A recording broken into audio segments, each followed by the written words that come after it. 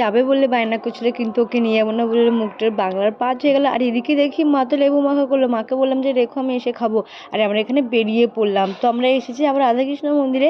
কাল এসেছিলাম, কাল গুরুজিটা অনেক করে বলেছিল তোমরা প্রসাদ নিতে এসো, যেহেতু কালকে আমরা রাধাষ্টমী উপোস থেকেছিলাম। আর যে ওখানে ফুচকা পাপড় না শুকাচ্ছিলাম আমি দিদিকে দেখাচ্ছিলাম। আর এদিকে দেখো কত লোক এসেছে, সবাই কীর্তন করছিল। আর এই যে যা গরম পড়ছিল সব একটা ভাবসা গরম। আর না পাশেই ছিল বালাজি মন্দির, পাশে বালাজি মন্দিরটা যাওয়া হয়নি, তাই এখানে ঘুরে দেখছিলাম আশপাশটা। যেহেতু কালকে সন্ধ্যের দিকে এসেছিলাম, তারপর না নিচে চলে এসেছিলাম প্রসাদ খাওয়ার জন্য। আর এখানে না যত সময় বাড়ছে তত লোক বাড়ছে। আর যেখানে থালাগুলো সব কিছুই দিয়ে গেছে, এটা সব কিছু পরিষ্কার ছিল যাতে আরও ভালো লাগছিলো। আর এখানে প্রথমে অন্ন, তারপর বাঁধাকপির তরকারি, আলুর দম, ডাল, সাথে পায়েসের চাটনি দিয়েছিল। আমি ভিডিও করতে পারি না। এখানে হাত ধোয়ার ব্যবস্থা আছে। মন্দিরটা চলো তোমাদেরকে একবার ঘুরে দেখায় সামনে থেকে। তো সামনে থেকে দেখো, কালকে তো দেখাতে পারিনি সন্ধ্যে ছিল বলে। আর দেখো প্রচুর রোদ ছিল, তো বাড়ির কাছাকাছি চলে এসেছিলাম।